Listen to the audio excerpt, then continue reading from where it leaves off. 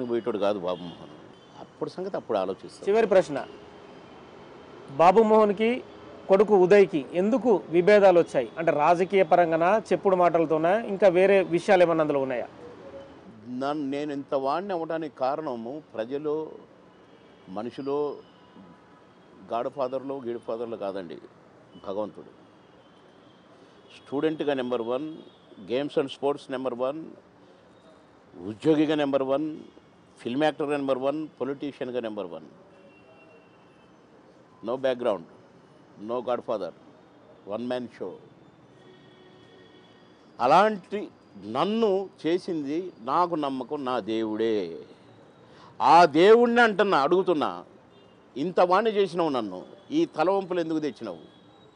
ఎవరు దీనికి కారణం? సర్వనాశనం చేయి అడుగుతున్నా. ఆల్రెడీ ఒకటి జరిగింది. మట్టి గరిచిపోవాలనుకున్నాను.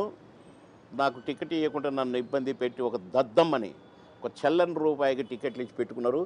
ఎంత పరువు పోయిందో పార్టీకి నేనెంత కాపాడినో, అతను ఎంత భ్రష్టు పట్టించాడో వాళ్ళ గుండెకాయలకు తెలుసు.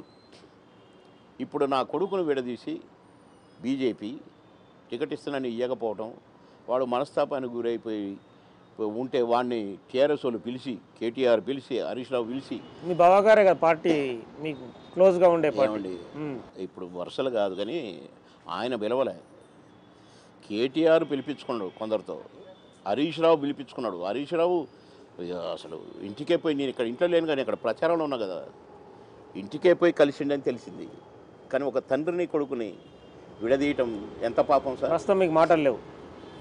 అంటే భవిష్యత్తులో తండ్రి కొడుకులమే కదా. వాడు నాకు బుట్టాడని నేనంట, నీ తండ్రి వాడంటే వాడు చెప్పాల్సిందే కదా. వానికి అది కూడా చెప్పినారు, నేను పెట్టిన పేరు ఉదయభాస్కర్, కానీ హరీష్ రావు చెప్పిండా, కేటీఆర్ చెప్పిండా, అట్టకాదు మీ నాన్న పేరు వాడు అని ఉదయ్ బాబు మోహన్ అని పెట్టుకున్నాడు, పెట్టి ప్రచారం చేసాడు. సరే, బాధపడ్డాను.